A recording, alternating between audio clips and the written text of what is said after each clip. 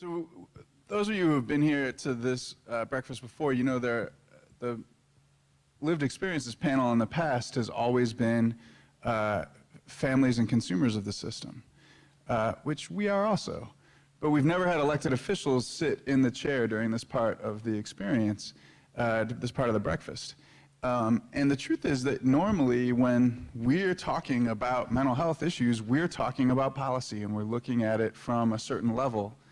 And probably also going through a parallel process in our own minds of how does the policy that we're looking at relate to the things that we've experienced as professionals, as parents, as consumers of the system, et cetera.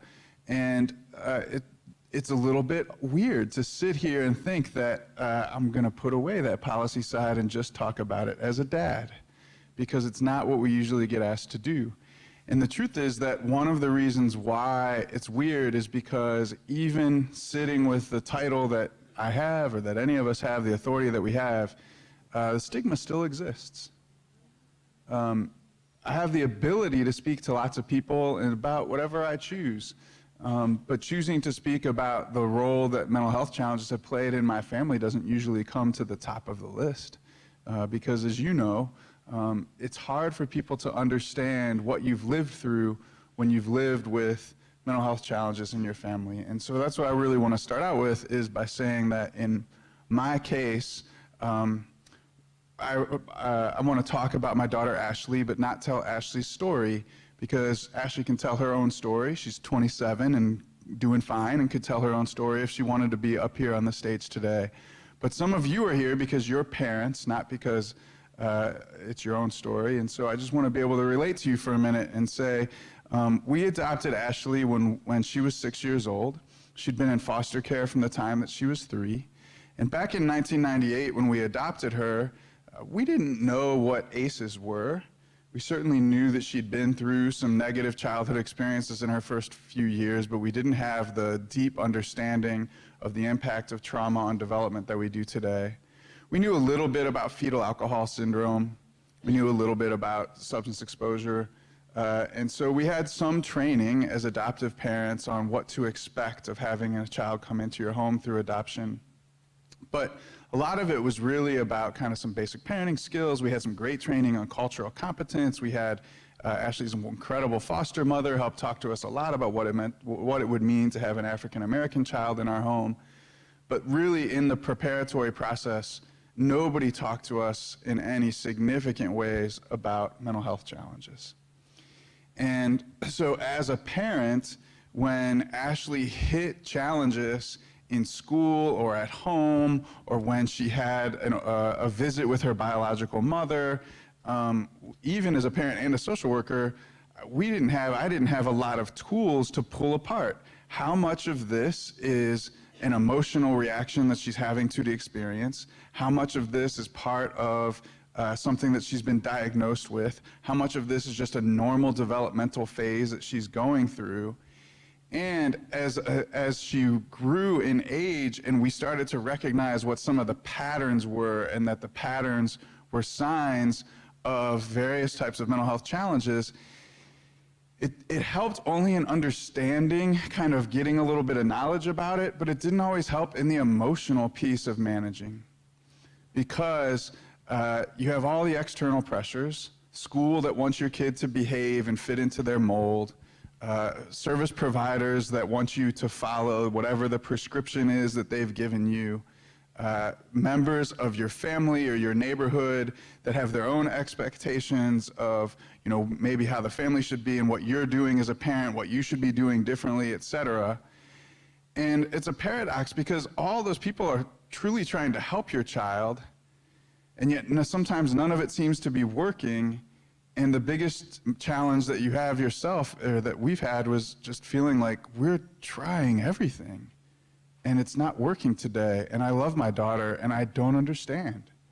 And the feeling of struggle and failure, and just the desire to want to be able to help your child and to not know what do you do? Thank you. You know what? I can't sit down and tell this story. I'm going to have to stand up So I'm going to flip switch just a little bit. And what I was told, and I'm going to try to do exactly that, is to tell my story. And I call it a journey of hope.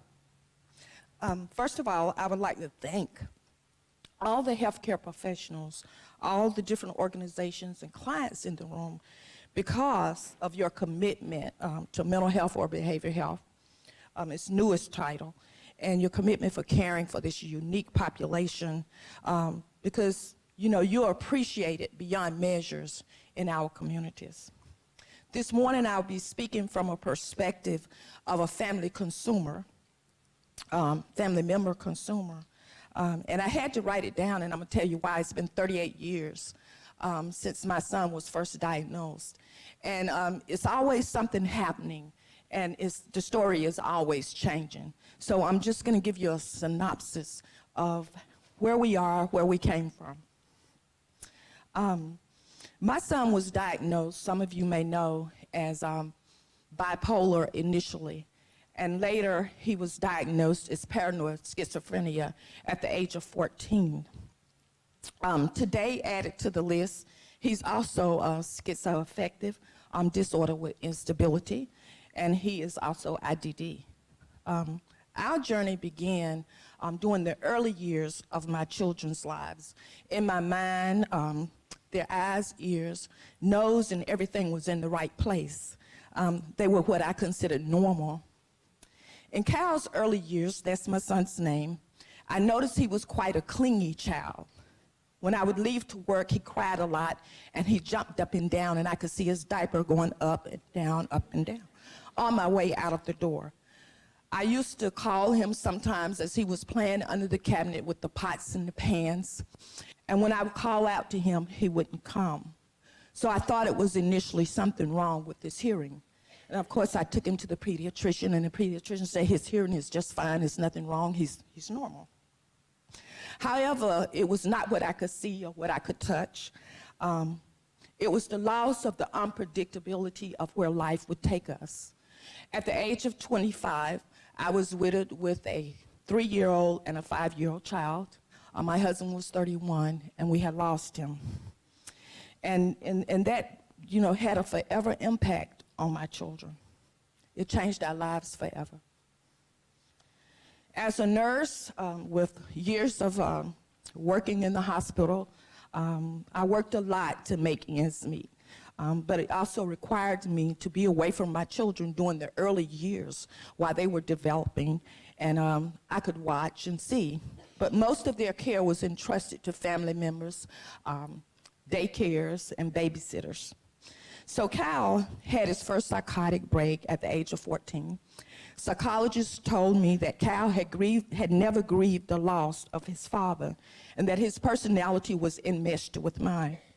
In other words, he didn't separate his identity from mine. As a healthcare provider at the time, when my son became ill, I wanted to fix his illness and do it right now. But I didn't know how. It was not a medical or a surgical fix that I was familiar with, and it was way beyond my scope of practice. I realized I had entered into a new territory of medicine that I was unfamiliar with, and frankly, it was overwhelming. I just knew enough to reach out and ask for help, and that was not easy because of the stigma attached to mental health. In fact, I saw signs and symptoms early on. I was in a state of denial for years until something really went wrong at home or school. I struggled with the shame and the guilt when he became ill. My daughter struggled also. It was difficult to sit in front of strangers, telling them the horrific incidents that had happened in my home, that he had turned the dresser over on my leg, hid knives under my daughter's bed, and I had beat him, and he had called the police, and the police showed up at the door, and he entered the room as they came in, hopping on one leg and with his shirts torn up. And sometimes I have to laugh because I can still, when I reflect, see him coming down that hallway with his shirt tore up and him hopping on that one leg. And yes, Child Protective Services investigated me. And of course, there were no findings. And you know, it was interesting, but it had to happen. Kyle was in therapy when he had his first psychotic break. His condition deteriorated rapidly, and his physical threats escalated within a short period of time. I literally had to beg the therapist to attend a school conference about his behavior at school. Well, the school principal called me one morning, and I was in the last 6 weeks of finishing my nursing classes up at Gaston College.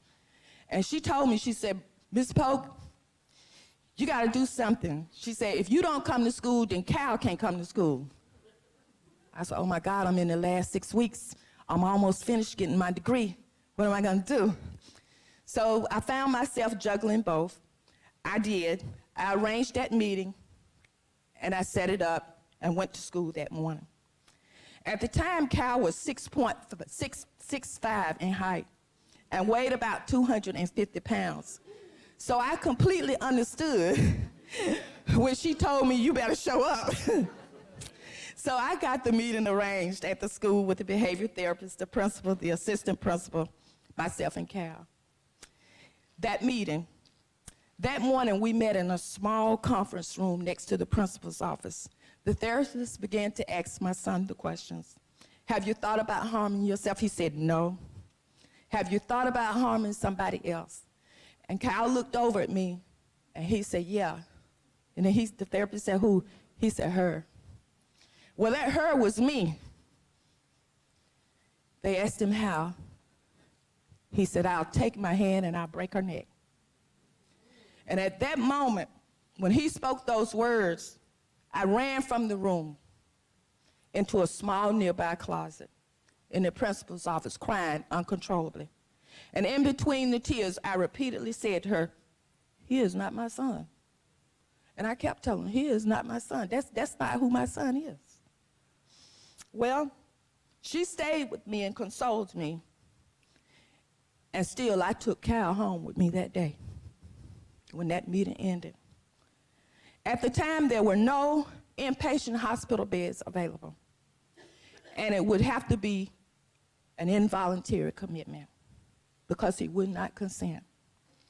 A bed became available a few days later, and for the first time, Cal was hospitalized for approximately 8 weeks with an initial diagnosis of bipolar disorder. Prior to his discharge home, a safety home inspection was performed. In preparation for his discharge, I had to secure all knives, sharp objects, and anything in the house that might harm him. I even made sure all the locks on the doors worked and an escape plan was in place. Additionally, I was given a crisis plan, a list of instructions on what to do in case we were experiencing a crisis. I was told I had to monitor him taking his medications and make sure he wasn't hoarding them, as well as monitor if he was suicidal or had depression. He was discharged home with in-home psych therapy, outpatient psych care, and case management. After his initial diagnosis, initial hospitalization, he would continue to be hospitalized at least 2 to 3 times a year due to depression, suicidal thoughts, delusions, and hallucinations. There would be numerous visits to the emergency room annually, especially around holidays. Expensive, yes. I had insurance at the time, but it only covered 50% of his care and his treatment. He did not qualify for Medicaid. After about 5 years of treatment, my debt was $21,000, and that was on what you call a sliding scale plan. I repaid the debt in increments with some assistance. After numerous failed interventions, placements in several group homes, therapeutic foster care, and supervised living housing, I applied for alternative family living setting for him. I kept Cal home until he was 22 years old. At that point, I could no longer leave him alone at home. I was desperate for proper placement. It was just too unsafe. He had already attempted suicide twice, and there were numerous nights he did not sleep due to his paranoia, and I didn't sleep either. There were numerous phone calls to the police, to have him transported to the local mental health facility. We stayed on that wait list for about 5 years. He was placed in an alternative family living setting in 2004. He remains in that type of therapeutic home today. I also became his legal guardian in 2007 to assist with managing his medical needs and finances to a degree. I'll say this to you and then I'll close.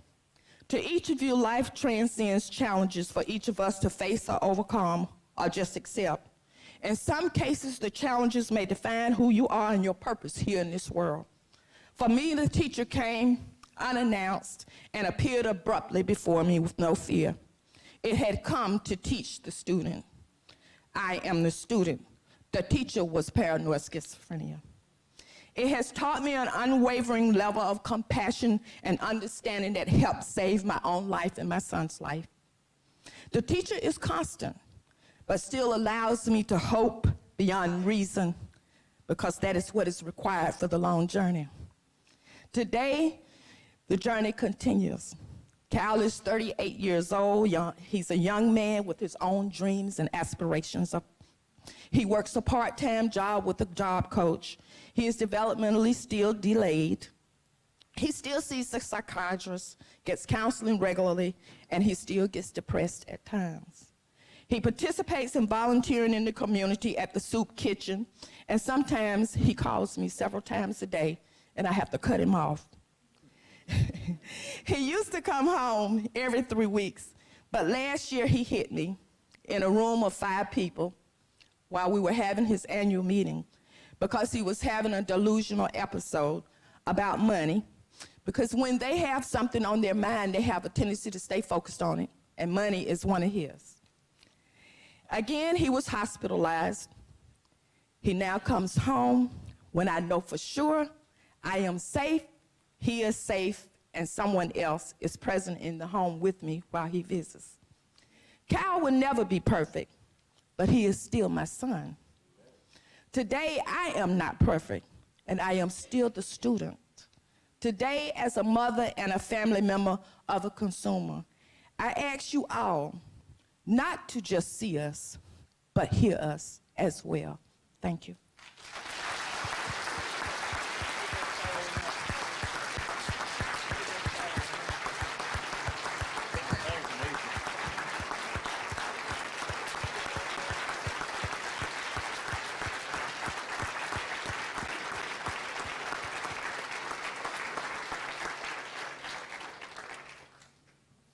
That was amazing.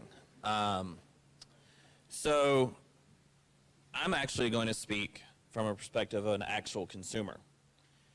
And when I was younger, toddler age, I was not where I needed to be emotionally and developmentally, and had speech and verbal issues, which may have come from the fact that in my early days, my parents were young. They were teenage parents, and there was a lot of chaos and a lot of transition. I lived with my great-grandparents in Hillsborough, where my mom's side of the family is from.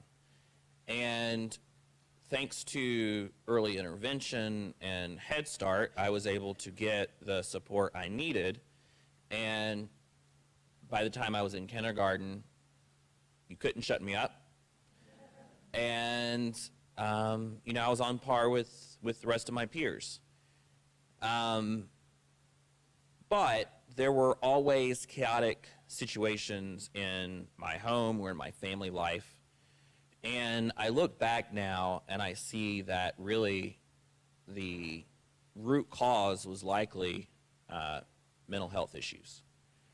I have 3 relatives who have relatively recently, in the last 10 years, all pass away. And I believe most of that was self-medication with opioids.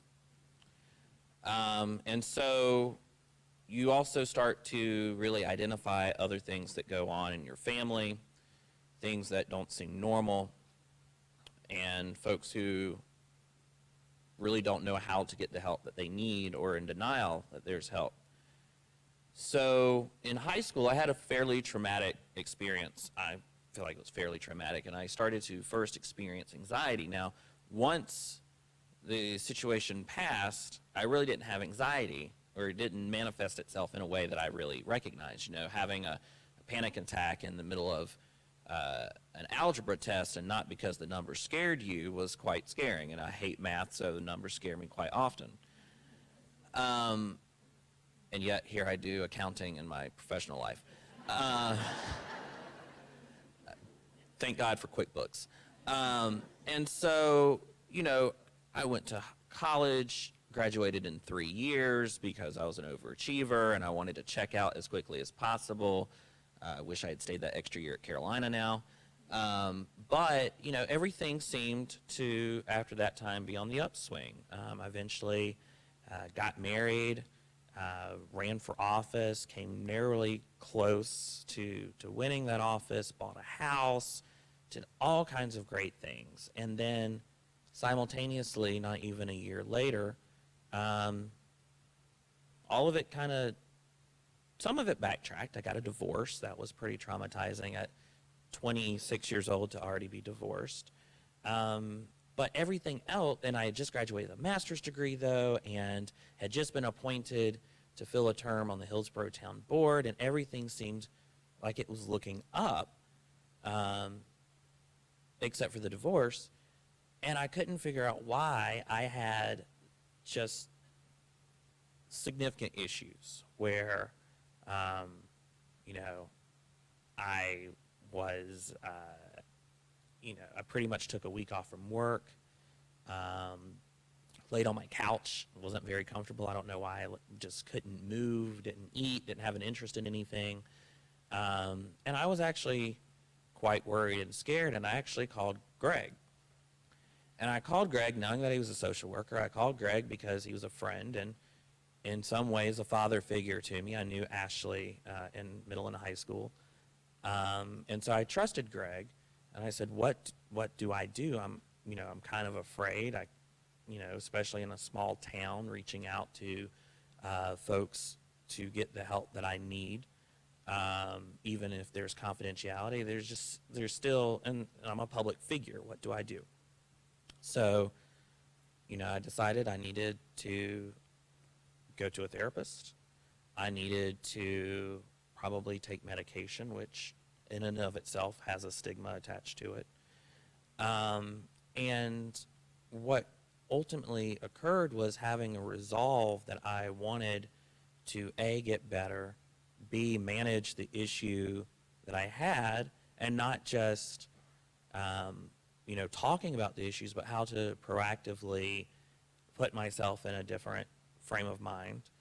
And C, not to be consumed by victimhood, which some of my family members definitely did. They took their medication, they went to therapy, but it was, why did this happen to me? I wasn't going to do that. And then I decided that one of the things I really needed to do also was to tell my story. Because there are so many folks in the community, people even your family members, who have certain ideas about what it means to struggle with a mental health diagnosis. And for me, it was a combination of anxiety, depression, and ADHD. And ADHD kind of isn't surprising to me. I just was a good student, and I had good grades, and I wasn't a behavior problem in school. And so that one was the least shocking of the diagnoses. But how do I actively manage this, and possibly for the rest of my life, but to provide to folks that just because you have a mental health diagnosis doesn't mean you cannot be successful or lead a public life or any of the other things. And of course, there was great concern on the part of my family, my grandmother in particular, and I think this is a generational concern of telling people about these things. What if they think you're unstable? What if they find out? What about your constituents? And so really I decided that part of it was I needed to take control of my health and That's easy when people think of your physical health, you know, whether it's your weight or your blood pressure or your cholesterol or any of the other things, but also proactively taking control of your emotional and mental health. And so for me, it was something that I was very upfront about after I had that diagnosis, including the fact that I had been prescribed medication, because for most people, you're courageous.